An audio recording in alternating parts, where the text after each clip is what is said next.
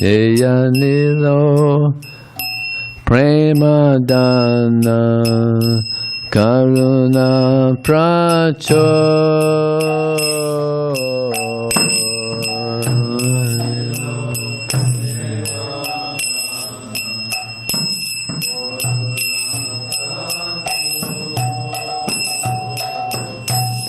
Kahamora Swarup Rupa Kahasanata.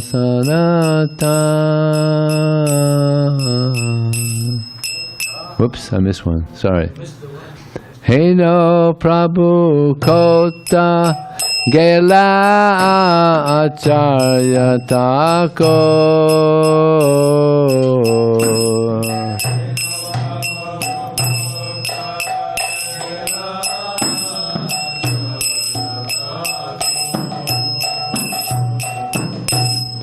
Kahamoda Swarup Rupa Kahasanata.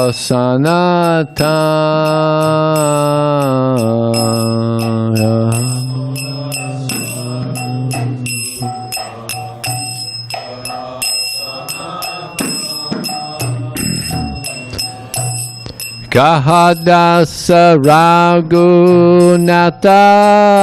Patita Pava.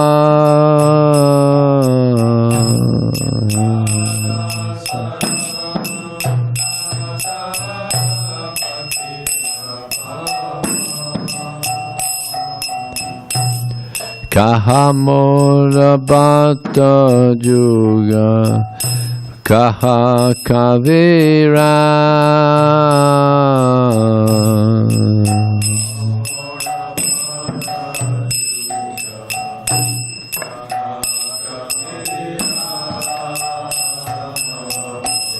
Ekakale kota gela goronotora.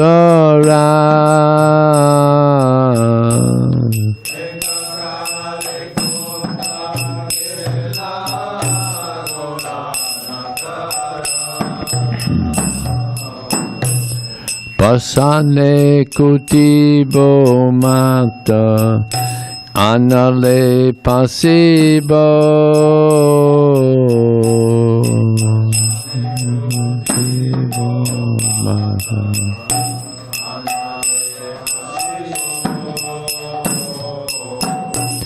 Gauranga Gunera Nidhi Kota Gele Pabo.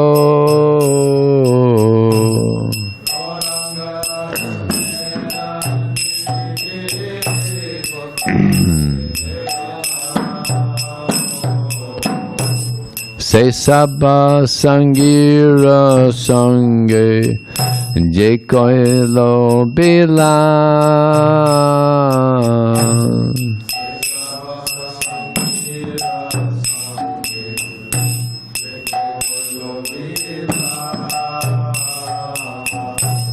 Se Sangha Napaya Kande Narotamuda.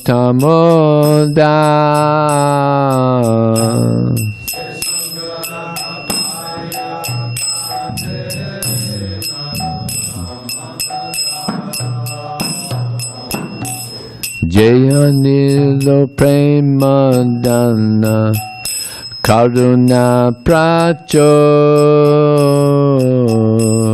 Jayanilo Premadana.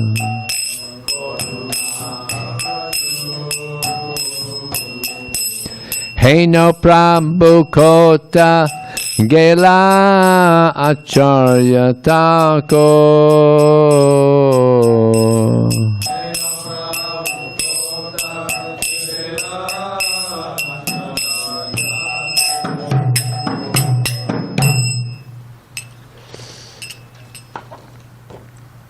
He who brought the treasure of divine love and who was filled with compassion and mercy, where has such a personality as Srinivasacharya gone?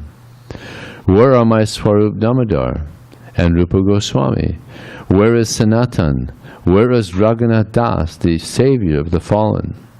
Where are my Raghunath Bhatta and Gopal Bhatta? And where is Krishnadas Kaviraj? Where did Lord Gauranga, the great dancer, suddenly go? I will smash my head against a rock and enter into fire. Where will I find Lord Gauranga, the reservoir of all wonderful qualities? Being unable to obtain the association of Lord Gauranga, accompanied by all of these devotees in whose association he performed his pastimes, Narottam Das simply weeps.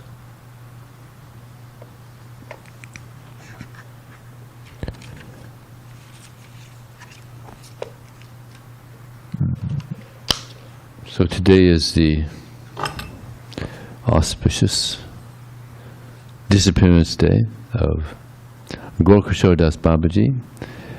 I say auspicious because the appearance and disappearance, they're both auspicious.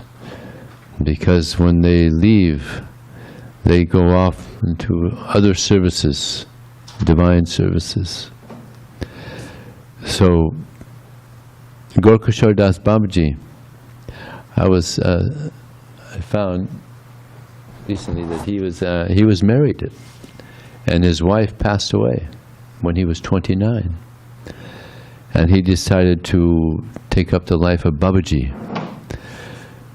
So for 30 years he lived in Vrindavana, living under different trees, like the 6 Goswamis, very, very renounced. He was so renounced that his foodstuffs, what he would do, Madhukari, which means he would go and he'd get rayas or chapatis, and also he would, his eating practices, he would take mud from the Radha-Kunda and Yamuna, and sometimes the Ganges when he would, later when he went to Navadvip. It was very austere.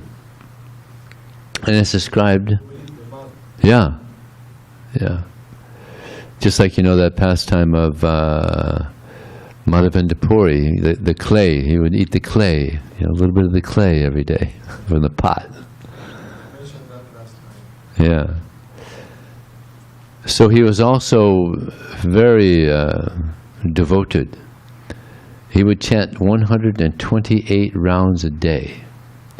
So how long does it take us to chant? 16 rounds a day in general, about 2 hours.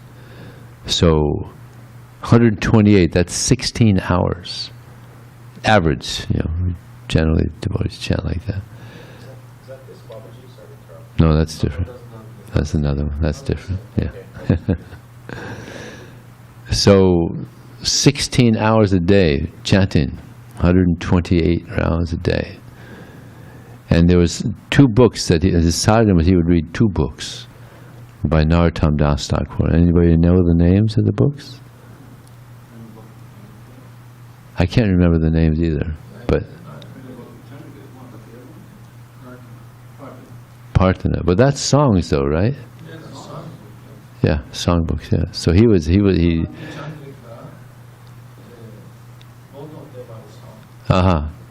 So he was very inspired by the writings of Narottam Das Thakur.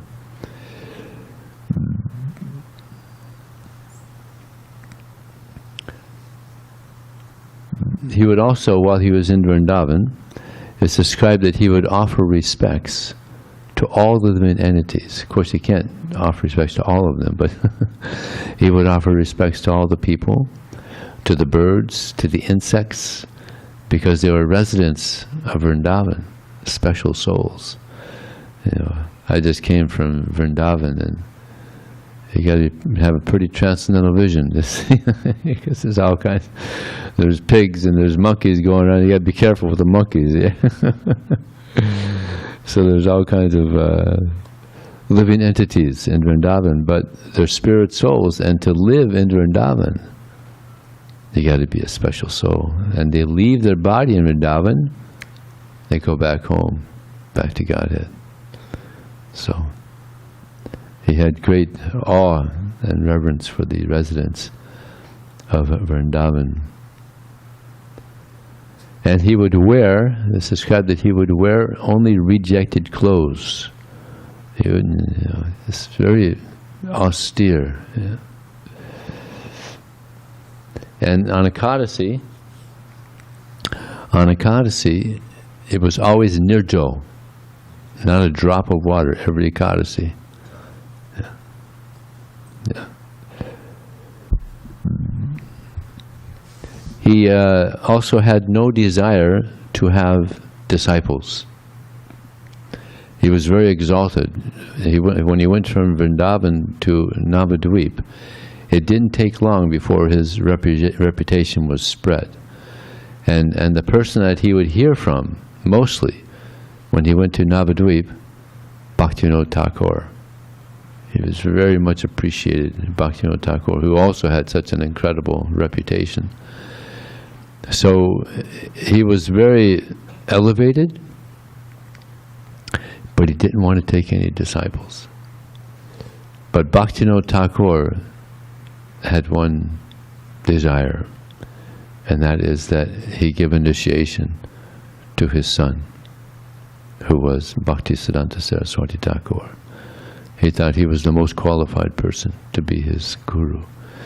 So Bhaktivinoda Thakur told him, you should approach him, take initiation. He didn't want to. But Bhaktisiddhanta Saraswati Thakur was so determined, he said that if you don't give me initiation, then I'm going to take my life. He was so determined. And then he finally, upon seeing the humility and the sincerity of Bhaktisiddhanta Saraswati Thakur, he relented and he gave him initiation. First and only disciple. First he told me, let me consult with Chaitanya Mahaprabhu. Oh yeah, who's got the microphone? Yeah. just a little detail that he told him, okay, let me consult with Sri Chaitanya Mahaprabhu. And after a few days he asked him, did you ask him? Oh, I'm sorry, I forgot. In a few days I will. Then after more few days he asked him again. And he said, Chaitanya Mahaprabhu said no. And then he became very disheartened, Srila Bhaktisiddhanta. And he said, if you don't give me your mercy, Mahaprabhu, and you give me your mercy, I'm willing to give up my life if I can get the shelter of your lotus feet. I don't want to maintain my life. I'm going to throw myself in the Ganga. They met at the bridge. He said, I'm going to jump from here. He was so determined. When Gaura Kishora saw his determination and sincerity and humbleness, all right, go take bath in the Ganga and come back. I will initiate you. Didn't have to wait a year. So also he was so popular that people would come and they would try to get blessings. So he would chant his japa sometimes in the latrine, just to avoid such materialistic people. And there was one person in particular, he was a very wealthy man, and he went to Gaura Kishora Dasa Babaji and asked him if he could come and attend this big sacrifice he was going to have performed.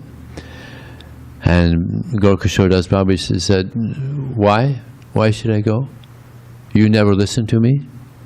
No, Babaji, whatever you say, I'll do whatever you say. How could you say I don't listen to you? Oh, you'll listen to me, whatever I say?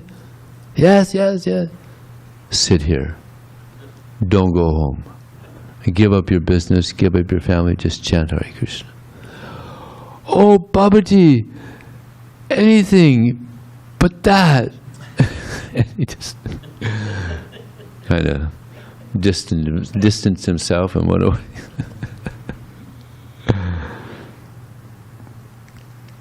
He said, at the end of my life, he told people that, please drag my body through the streets of Navadvip. It's such a useless body. Just drag my body through the streets of Navadvip. So then when he left his body, there was actually people that were going to do that. There was Babaji that were going to drag his... Then Bhaktisiddhanta Saraswati Thakur got word that he had left his body and they were going to do this. And he went there hastily. And he said, this is the humility of Gaura Kishora Dasa Babaji. Not that we should actually do that. This is his great humility.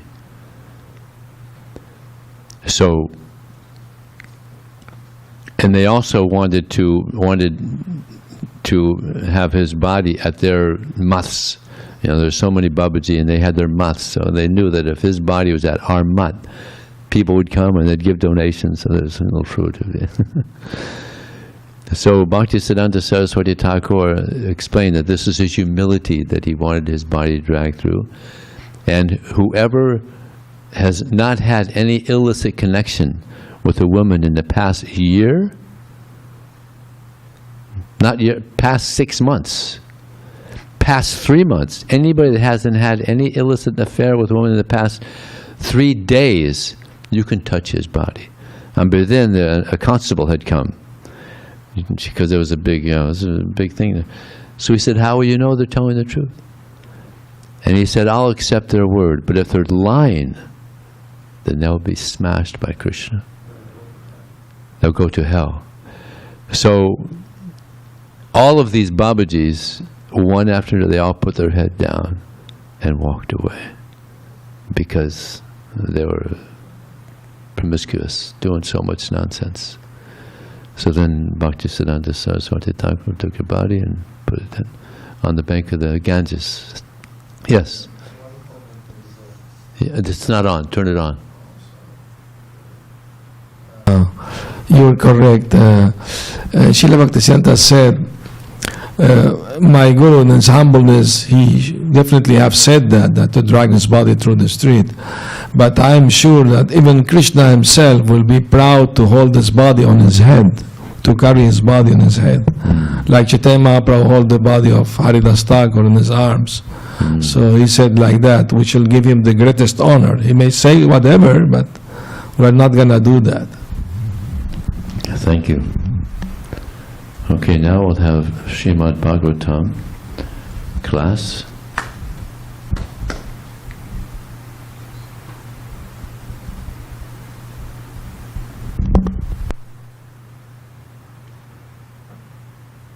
Om Namo Bhagavate Vasudevaya. Om Namo Bhagavate Vasudevaya. Om Namo Bhagavate Vasudevaya. So reading from the Srimad Bhagavatam, Canto 6, Chapter 1, text number 56 and 57.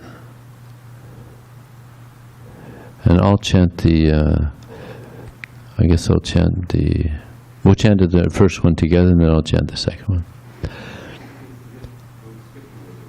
Yeah.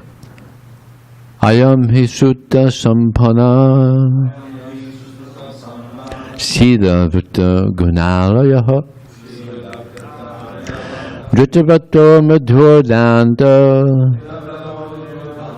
satyavan mantravitchi Ayam hi sutta sampana sila vutta gunalayaha Vrittavato madhurdanta satyavan mantravitchi Hayam hi shuta sambhanaha sila vritta gunalayaha Vrittavato madhurdanta satyavan mantravitchi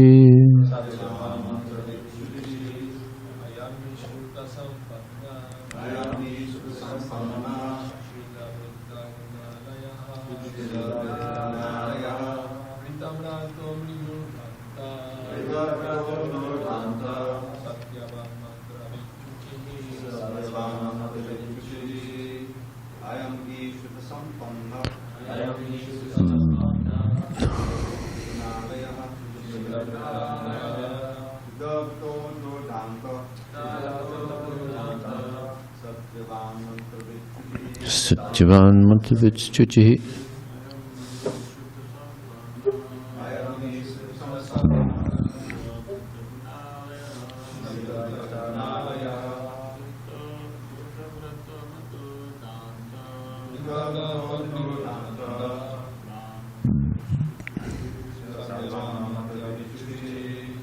Mataji.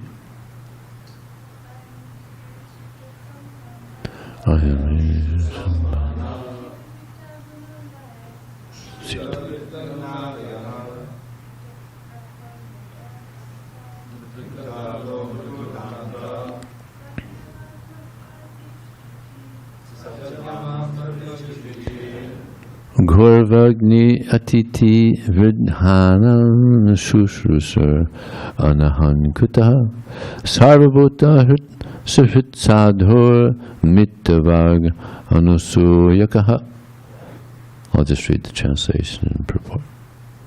In the beginning, this Brahmana named Ajamila studied all the Vedic literatures.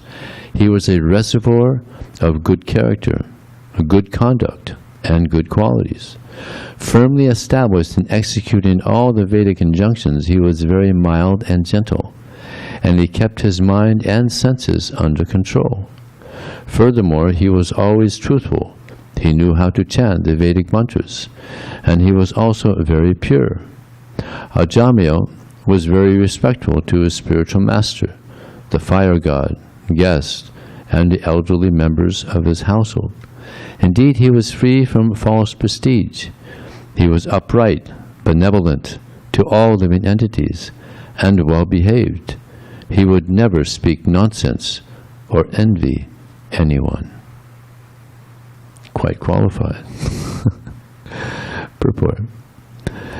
The order carriers of Yamarāja, the Yamadutas, are explaining the factual position of piety and impiety, and how a living entity is entangled in this material world.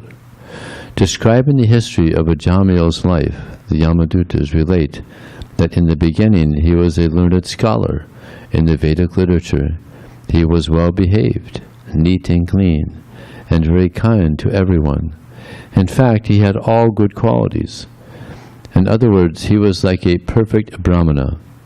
A Brahmana is expected to be perfectly pious, to follow all the regular principles, and to have all good qualities. The symptoms of piety are explained in these verses. Srila Raghavacharya comments that Drita Vrata means Dritam Vratam Stri Sangha Rahityatmaka Brahmacharyam Rupam. In other words, Ajamila followed the rules and regulations of celibacy as a perfect brahmachari and was soft-hearted, truthful, clean, and pure. Excuse me? Very soft-hearted, truthful, clean, and pure. How he felt down in spite of all these qualities and thus came to be threatened with punishment by Yamarāja will be described in the following verses. Om Jnana Tamanandasya Jnananjana Salkaya Chakshur Militam Dena Tasmai Sri Gurave Namaha Mukharam Kotravachalam Pangundang Hayate Gurim Yatkripa Tanaham Bande Sri Gurum Dinataranam Vanchakalpatriyabhyascha Kripa Sindhu Vyevacha Patitanam Bhavanevyo Vaishnavevyo Namo Namah. Jaya Shri Krishna Chaitanya Prabhu Nityananda Shri Advaita Gadadhar Shri Vasadi Gaur Bhaktivinoda. Hare Krishna Krishna Krishna Hare Hare Hare Ram Ram Ram Hare Hare. Here we're hearing the magnanimous qualities of Ajamila. He had these wonderful qualities, but there was a problem. And that was that he wasn't a devotee of Krishna. Srila Prabhupada, he says that that one may have a very beautiful flower, but if it has no fragrance, then it's useless. As just described that if one offers a flower to the deities and has no scent, no fragrance, it's an offense to the deities. So we have to be careful.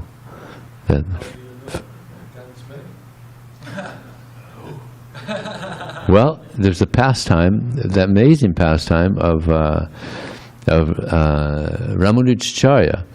One disciple would taste the food before he would offer it to Ramanujacharya. And he would also sleep, he would sleep on his bed before he would, just to test it, make sure it's comfortable.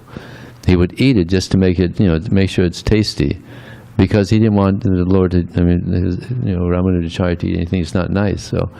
So it's actually, it wouldn't be unbonafide to test it first. Yeah. So I don't think the Lord would be offended.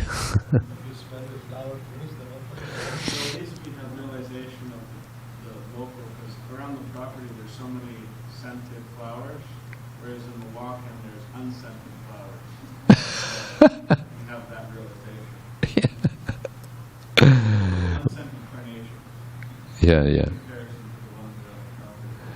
Actually, we have some very fragrant flowers growing around here. It's true. Yeah. So in Kali Yuga, that's pretty much what you see. There's a lot of people with good qualities sometimes, but no devotion. So it's hard to find someone with devotion to Krishna. So this is the problem with Ajamila. See, a devotee, when he saw the prostitute and he became attracted. A devotee will look away. Why? Because he knows this is Maya. This is illusion. There's no happiness there. He'll turn away. Therefore Krishna says, Jayato visyang pungsas sangasitu bhajayate sanjat singayati kama krodho bhajayate. While contemplating the objects in the senses, one develops attachment for them. From such attachment, lust develops. From lust, anger. From anger, delusion. From delusion, bewilderment of memory. When the memory is bewildered, the intelligence is lost. And when the intelligence is lost, one falls down again to the material pool. But it starts with that contemplation, looking. So you got to nip it at the bud. Someone is attracted. This is the main attraction in the material world. The man's attracted to woman, the woman's attracted to man. It's the main attraction, the main illusion. But that's what it is. It's an illusion. There's no real happiness there. The real happiness is found in devotional service to Krishna. This satisfies the soul. So this is Krishna explains that one whose happiness is within, who is active and rejoices within, and whose aim is inward, is liberated into the Supreme, and he understands the position of Krishna and the position of the living entity. So this is the real pleasure of the soul, service to Krishna. So if one is sincerely engaged in serving Krishna, then one can actually become aloof to the material body, not pushed by the senses or pushed by the mind. And one may say, well, I'm in this body, how can I be aloof from the body if I'm in the body? Prabhupada gives a nice example in one purport. Just like a businessman. A businessman, he has a nice car and he has a driver. And the driver's driving him down the street. Now he knows about the car and he knows about the driver and everything about the details of it. But as he's going down the street, he's not thinking about the car or the driver. He's thinking of his business. So similarly, the living entity is in this body. And we're a little familiar with the body. It's a field of kshetra. It's called kshetra. It's a field of activities. And there's kshetragya, or the knower of the field, and then there's the paramatma. So we're aware of the body to some degree, but our business is service to Krishna. If we're absorbed in service to Krishna, then we become aloof to the material body. We don't become absorbed in trying to satisfy the mind and the senses of this body. So this is what happens gradually as we advance in Krishna consciousness. We become more and more, there'll be a question and answer period. We become more and more aloof from the body, the more we become absorbed in Krishna. In Krishna also, he says in the Bhagavad Gita that those who are in transcendental consciousness, divine consciousness, while seeing, while speaking, while moving about, while walking, while talking, he knows that he's not doing anything at all. Because while opening and closing his eyes and hearing and speaking and moving about, he knows that it's just the material senses interacting with the objects of the senses. So this is the position of a devotee. He knows, I'm not this body. This body is acting in a certain way, but I'm the soul within. And our real business is to engage in the service of Krishna. The nature of the conditioned soul is to hanker, and to lament. Hankering, like I said, the man is hankering for the woman's hankering for the man, and hankering for so many things, so many material things the living entity is hankering for. And then there's lamenting. Just like I was in the airport one time getting ready to fly out somewhere, and there was a girl in front of me, and she was so happy. I was amazed. She was just so happy, just overjoyed, because she's going to Europe. She's going to go and she's going to do a European tour, just go around and see Europe. And she was just so happy. But then the ticket lady, she said, I'm sorry, but you can't board the plane. Your passport has expired. So this lady who was so happy, immediately she was in tears. I mean, it was just amazing, the contrast. She was just in tears, just bawling, just crying. I can't go. I was amazed just to see the happiness and distress so quickly. Amazing. Another interesting example there was one lady, Mataji. She wanted to go to India. So she finally got her ticket to India. Devotee, ISKCON devotee. Yeah, she went with other devotees, and she landed in Calcutta. And this is in the either early 70s or early 80s or late 70s. And India at that time, it was quite different than it is now. Just the air. Remember how the air was in Calcutta? It was just like, it was very different than anywhere else in the world. It's very muggy. It's hot, muggy, and just... So she got off the plane. She got on, and went into the airport. And back then you had to, they would bring stairs, and you did, a bus would come and take. But just by breathing the air, the mugginess of the air, she went into the airport, and she got the next flight out back to America. It was just too much. Just breathing the air. So she was hankering. Also, yeah, the airport is so dirty. It's much different now. They have actually first-class airports now. But back then, it was very dirty, and the air was very muggy. So she was hankering and then lamenting. So that's the nature of this world. We're hankering for so much and then lamenting. But we as devotees, we're also hankering. We're hankering for what? Devotion, yes. We're hankering for devotion to Krishna. Pure devotion for Krishna. And also we want to have these good qualities. But these good qualities that we're hearing about from this Brahmana, automatically they become manifest in a devotee. Yasyasti bhaktir bhagavati kinchana sarvarganas tata samasatesara hara bhaktasya gato mahadgana monovatin dasi davatobi. That anybody who engages in devotional service develops all the good qualities of the demigods. Like there's many great demigods. Yamarāja, he's one of them. Narada Muni. But those persons who are not engaged in devotional service, they have no good qualities at all, because they're just hovering on the mental platform. So these good qualities, they automatically manifest. It's not that you have to individually try to get each of these. How many qualities of a devotee are there besides Maharaja and Devata? How many are there? Qualities of a devotee, Vaishnava? No. 26. 26 qualities of a Vaishnava. And it's not that we have to, try to get each of them individually. That's not going to work. But automatically, when one becomes a devotee of Krishna, all these good qualities manifest in a devotee. So those are a few thoughts on this verse. If there's any question, or I think Daniel, you had a question?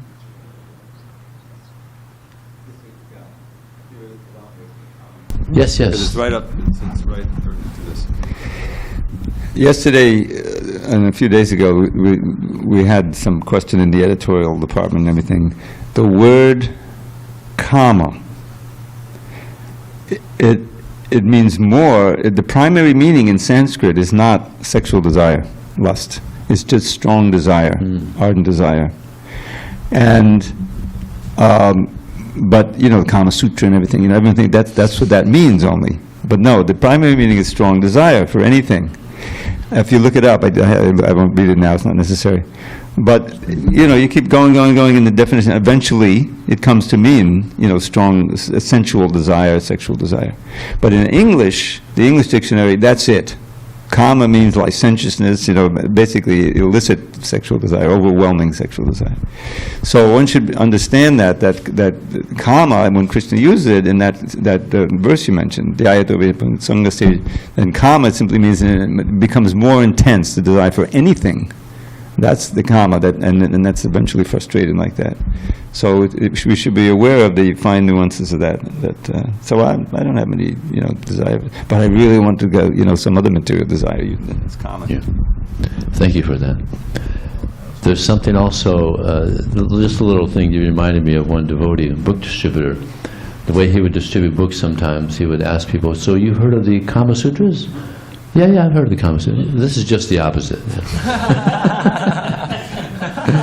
And then it's out of the book. That's a good one. Now I will share also another anecdote of Sankirtan. Once a devotee was doing book distribution in airport in Miami, and there was a man with a suitcase and tied and everything, So he offered the Bhagavad Gita to him, and the man said, I'm not interested. And the devotee told him, everything you are not interested in life is in this book. The man said, let me see the book. And he bought it. Very good. So my question is, I thought that, if I'm not wrong, that Ajamila actually was a neophyte devotee, Kanishtadikari, because he was collecting flowers. When he saw the prostitute, he was coming from collecting flowers to help his father worshiping the deity. That's what my understanding. Okay. So, is that correct, Dravida? Yeah. I mean, he had some background, but he wasn't, he was a neophyte devotee. He was not a Mayavadi or anything like that. Okay, thank you. Hare Krishna. Hare Krishna, thank you for class. I just have a comment on the idea of smelling flowers before, or the idea of is it okay, not okay. So I grew up in Canada. I'm from Canada, and in the Montreal temple we actually have a saying that we use to help each other. So let's say like two Prabhus are taking the bus to the temple, and they're both like chanting, and one looks over at a beautiful Mataji or a woman. The other Prabhu would say, once is nice, never twice. And we use that for everything. If you Good have one. to taste something to make sure, like, is this edible? Or is this flower have a scent to offer to the deities? The idea is once is nice, never twice. Good. The second time is sense gratification. Okay, very good. Haribol. Actually, the problem is not to see men or women. The problem is to see them with the spirit of enjoyment. I mean, if somebody is Krishna conscious, he can see a woman, he's not thinking the wrong way because he see, the soul. He doesn't, he has no desire to exploit or to, I will tell you one pastime of Prabhupada about that. It happened, I was there, it was in New York, Prabhupada Ratha Yatra. They presented to Prabhupada a play, a few days before Ratha Yatra. And Sudama, Prabhu was leading the play and everything, and the play was about the age of Kali. So Kali has his assistant, lust, greed, anger, envy, all this, So Prabhupada was sitting, and he was surrounded by the sannyasis, and really brahmacharis were behind them. So Prabhupada had a rose, red rose in his hand, somebody gave to him. And when the lady, the devotee, she was playing the part of lust, so she was dressed very, very fancy, very attractive.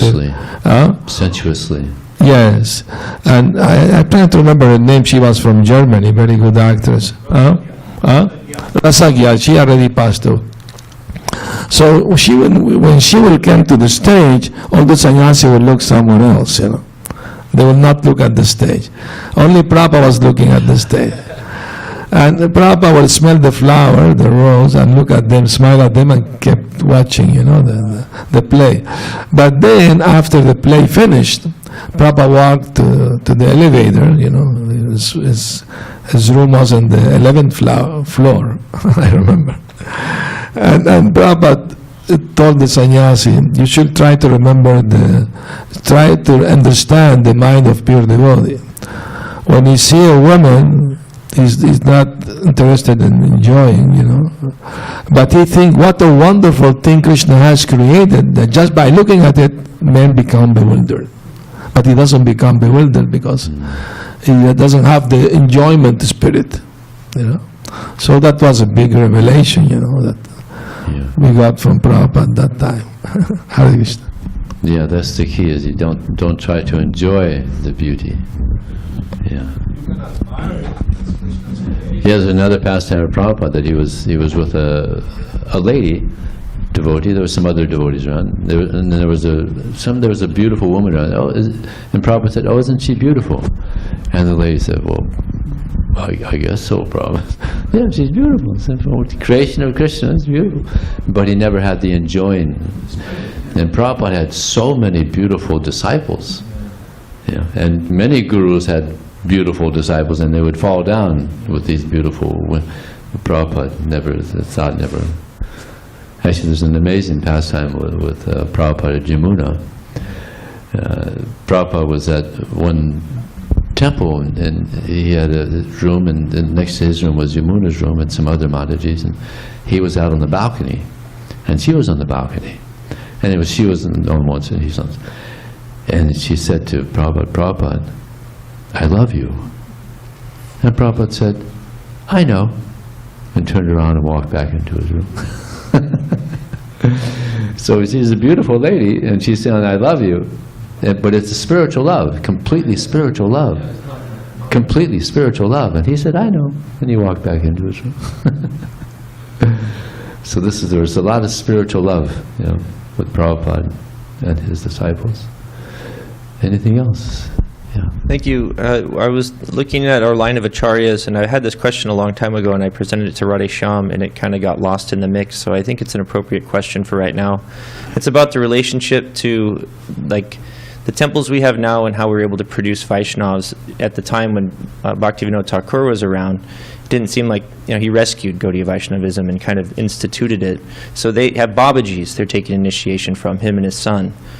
So before Gaudiya Vaishnavism was kind of rescued and then institutionalized, was that kind of what you were stuck with? Was you be Babaji pretty much? Because there wasn't really a formalized school to train you to be nice.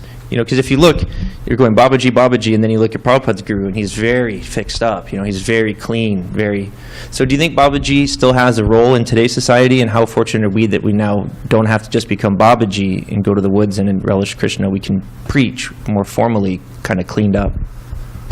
There was one person who wanted to get Babaji initiation from Prabhupada, and he gave it to him. What was his name? He had cancer. He was going to. Yeah, he had cancer, and he was thinking he was going to leave his body, but then he got well, and he just went on in his life. He went back to his wife, and so go ahead, Javita. In '75 for the festival Govardhan Puja. Prabhupada was here and everything, and we drove down from LA. And this was new in ISKCON, that there's a Babaji, you know. And there he was. He came, he had the white dress and everything. He said, oh, you know, we got Babaji and everything. And so it was unique. Was the dhoti like a sannyasi? No, he had the cut-off thing, like the Babaji dress. Oh, he like gets out of the car short, and in white. half dhoti. Yeah, half dhoti. Yeah. Oh, okay. And it was all authorized. Prabhupada gave him Babaji. What I understood, it was heart disease. But anyway, he was told by one doctor that he was going to die, so he took it. Then he asked Prabhupada. He said, "Yes, you can go to Mayapur," and he went to Mayapur, retired in Mayapur, and he was just chanting.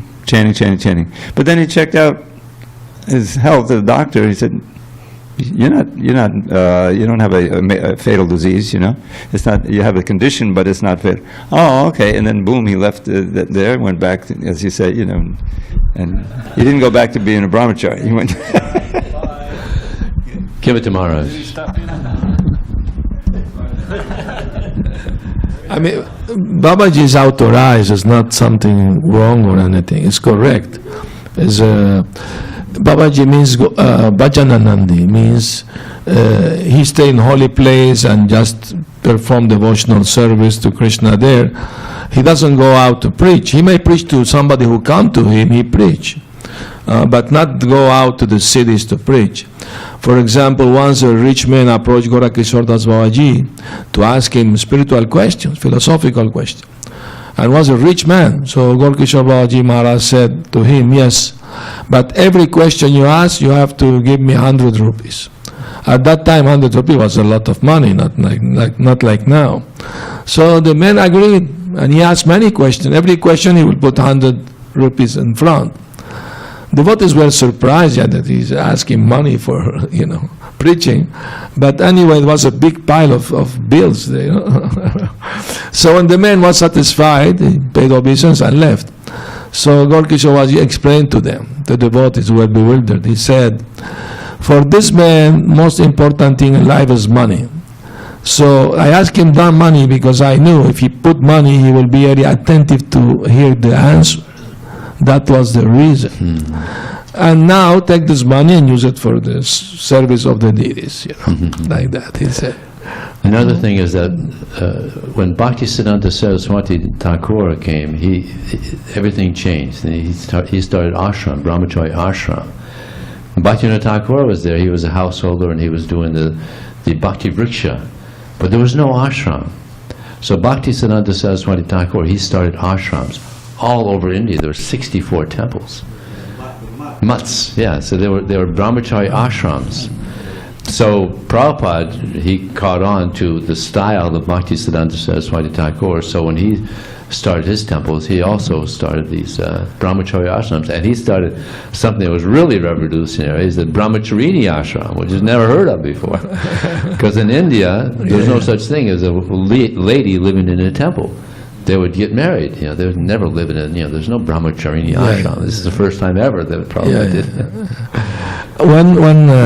Thank you, Prabhu. The reason Srila Bhaktisiddhanta did that, establish, temples and ashrams, because his father, Bhaktivinoda Thakur, instructed him, I want you to start Daivi Varnashram, that is needed in society. So he started with himself. Instead of taking Babaji, like everybody was doing at the time, he thought, this is too high for me. I'm not that qualified to put on myself the dress of Rupa and Sanatana Goswami. So he went, actually was an act of humility of Bhaktisiddhanta to take sannyas.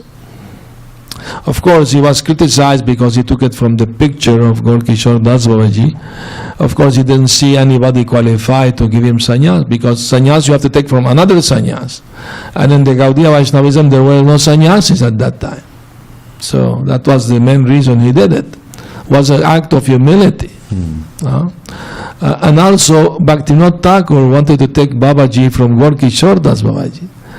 But Gaura Kishora denied, because I see you as my Shiksha Guru. How can I initiate you in Babaji dress, Vesha, that's called Vesha. But Bhaktivinoda Thakur insisted. So Gaura Kishora was hiding from him to avoid him, So Bhaktivinoda Thakur was searching for him all over Navadvip. He could not find him. But one devotee found him, Gaura Kishora Babaji, sitting at the door of a famous prostitute. So the devotee was surprised, was in shock. Maharaj, why you're sitting here? This is, prostitute house. And Gaura Kishora laughed. He said, because I knew that Bhaktivinoda Thakur would not come here to search for me. But finally, Gaura Kishora agreed to give him Vesha, Babaji dress. Another interesting thing is that in this regard is there's the bhajana Nandi and there's the Gosti Nandi. Bhajana Nandi, like Maharaja said, they like to chant, and Gosti Nandi, they preach.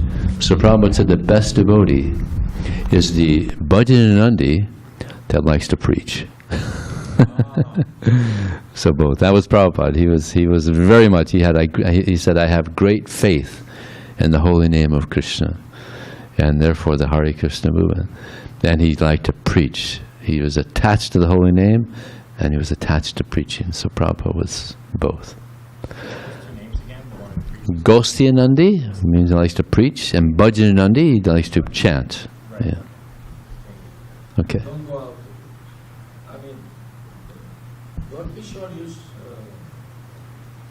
Gaura Kishora used to preach to the people who come to speak with him, of course, about Krishna consciousness. Once a man came who wanted to imitate Gaura Kishora Dasa Babaji. Gaura Kishora Babaji, it is said that he used to eat his prasad, his food, from skull. A skull. He had a human skull to remind himself of death, He was very unusual personality, was not common. The way he acted was not understood by anyone, So there was one couple, Grihastas, wanted to serve him, So they insisted, finally told, okay, if you want to serve me, I want you to allow me to live in the latrine of your home. But Maharaj, that's not the proper place. We want to build your house, for you to live comfortably, properly, Say, no. If you want to please me, to serve me, allow me to stay in your latrine. Finally, unwillingly, they say, okay, so they cleaned the latrine the best they could. It was outside the house, because usually at that time was not inside the house, the bathrooms.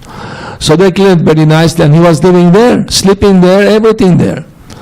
And he explained the reason. He said, the reason is because I know materialistic people will not come to see me here, being in the latrine. And for me, it's easier to tolerate the bad smell of a bad latrine than the smell of the materialistic people who come just to ask me for material favors, material blessings, They used to come, bless me for get more money or beautiful wife, whatever. So he gave the reason. And even when there was Ratha Yatra, devotee invited him to go Ratha Yatra, he will not go. He said, you go. And look at the beautiful girls there and everything, but I'm not going. I was going to stay read Chaitanya Charitamrita here. Okay, it's a little late. Thank you very much. Srila Prabhupada ki jai. Srila Gaura Kishora Dasa Babaji ki jai.